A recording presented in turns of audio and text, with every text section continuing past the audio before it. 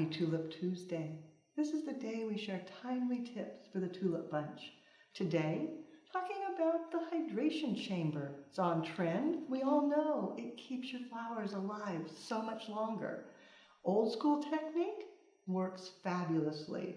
To do it, create your corsage, your boutonniere, your hairpiece, then using a Ziploc baggie.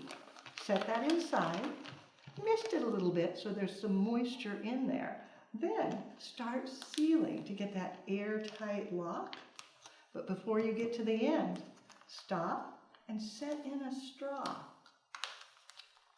Then fasten, then blow.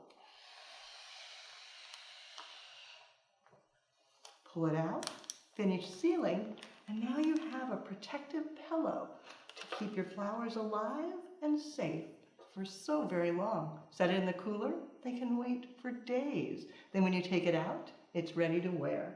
Now you know how the pros do it.